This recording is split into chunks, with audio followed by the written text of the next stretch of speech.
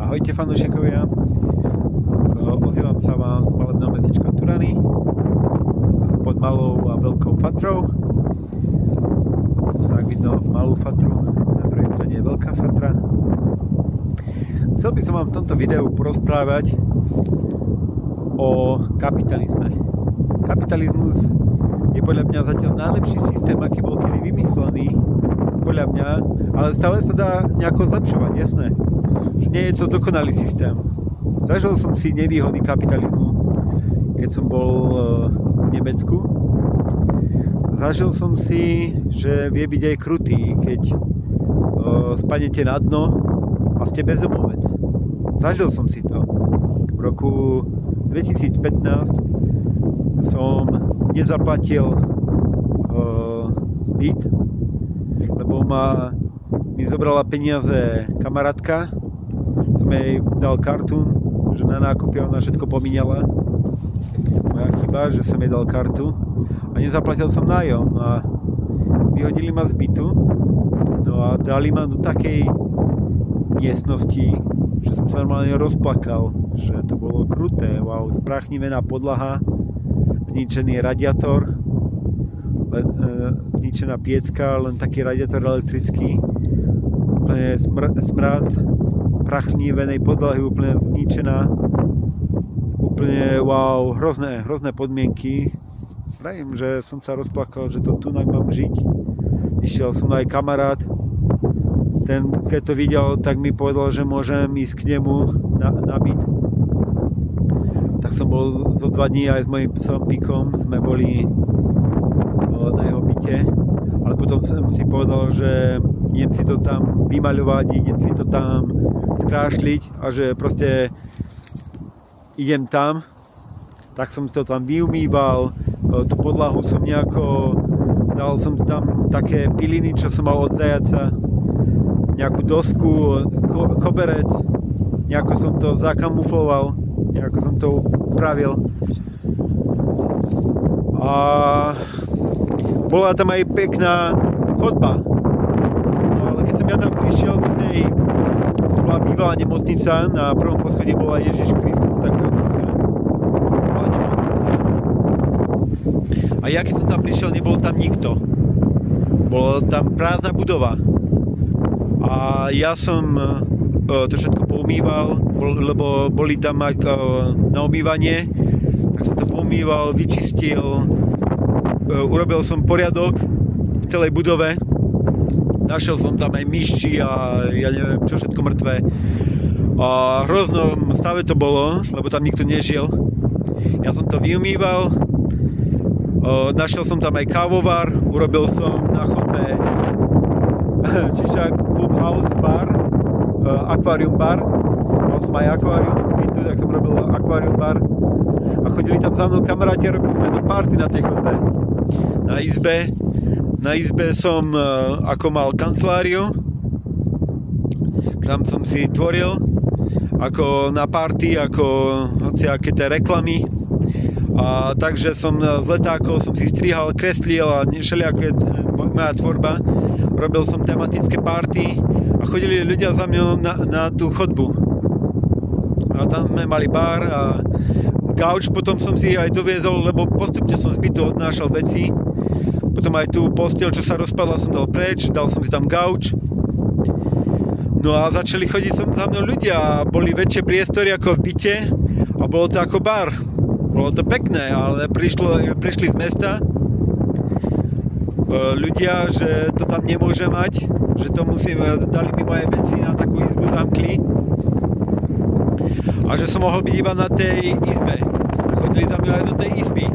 Potom ma vyhodili aj z tej izby, lebo chceli odo mňa, aby som to platil. Ale ja som nemal žiadne peniaze. Tak som išiel domov, rodičia mi poslali peniažky, no a zobral som si spacák a spal som u bezdomovca, lebo už sa tam nasťahovali aj iní bezdomovci. Ale ja som býval u takého slušného staršieho bezdomovca, ktorý mal kedysi auto, ženu, byt. Len on všetko prišiel a zostal na ulici. A ja som u neho býval. A išiel som na dovolenku, všetko mi vykradli, všetko, čo som mal na tom byte, lebo sa mi vlámali do bytu, do tej izby, všetko mi ukradli, čo sa dalo. Dres, som mal ingolštátský, taký krásny dres, hokejový. Potom mobil, všetko, čo som tam mal, foťák, všetko, čo bolo cenné, tak mi všetko ukradli. Vravím, že to ako hyeny, alebo supy, že na mŕtvole sa úplne mi všetko ukradli. Kruté. A to chcem povedať, že to sú nevýhody kapitalizmu, že toto bezdomovectvo. A to som ešte nebýval úplne na ulici, ako bol som v spacáku, ale som bol aspoň pod strechou. Ale sú bezdomovci, ktorí prespávajú úplne na ulici, takže to je kruté.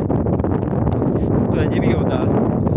Ale napríklad kapitalisti, ktorý by som veľmi si niekedy prijal byť aj úspešným kapitalistom, lebo zatiaľ som není úspešný kapitalista, mám myšlienky kapitalistické, ale zažil som si nevýhody kapitalizmu a veľmi by som si prijal niekedy zažiť aj výhody kapitalizmu, že to dobré, čo je v kapitalizme, lebo zažil som to zlé. Viem, že je to krutý systém, keď spadnete na to dno, wow, to je kruté. Ale nezažil som tie výhody kapitalizmu a to by som si prijal niekedy. A keby som dostal tú možnosť byť kapitalista, mať finančnú skupinu SF v grupe, tak by som chcel aj nadáciou pomáhať ľuďom. Aj takýmto bezdomovcom, aj ľuďom, čo majú psychické problémy. Moje SCF nadácia Úsmev by pomáhala ľuďom s psychickými problémami, lebo ja som mal aj v tom Nemecku, mal som psychické problémy, ale som sa neliečil a mysleli si, že som lenivý a že nechcem pracovať a že od úradu práce, že som nemal už ani peniaze, lebo som im poďakoval za sponzoring, tak si mysleli, že si z nich robili srandu a tak mi neposielali peniaze. To som si narobil ja chyby, lebo ja som chcel strašne podnikať. Ale v Nemecku je ťažké podnikať a ešte cudzincovi a ešte bez peňazí. To bola moja v hlave. No chorý človek, no. No ale čo som chcel s tým povedať, že kapitalizmus môže byť aj dobrý, ale vie byť veľakrát aj krutý. A ak by som niekedy ako psychiatrický pacient mohol byť aj kapitalista, veď dúfam, že aj, ja si myslím, že kapitalista môže byť aj chorý človek. A chcel by som pomáhať podobným ľuďom, ako som ja. Takže vravím, že má to výhody. Kapitalizmus je úžasný systém, že tí kapitalisti môžu pomáhať aj ľuďom, čo majú menej peňazí, majú nejaké psychické problémy, ale je to ťažké, je to ako džungľa. Kapitalizmus je ako džungľa, že ten silnejší jedinec vyhráva, ten silnejší zožere tých slabších. Že to je ako žraloci, ako finančný žralok, to by som si prijal byť ja. SF v grupe ako finančný žralok, ale chcel by som aj pomáhať tým slabším. Že nechcem tu zožrať všetkých, ale chcem, aby sme si pomáhali. To by som si prijal byť aj taký kapitalista, ktorý by aj pomáhal aj slabším.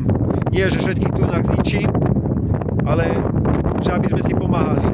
Aby sme tu mali jednotnú turianskú korunu, ktorú by podnikatelia používali, aby tu boli výhody toho turianského kniežatstva, že by sme boli ako jedna rodina turianská, že by sme si jeden druhému, ten podnikateľ pomôže tomu podnikateľovi, ten pomôže tomu a že ľudia by si tu pomáhali. To je taká moja myšlienka takého kapitalizmu, takého sociálneho, takého ľudského kapitalizmu.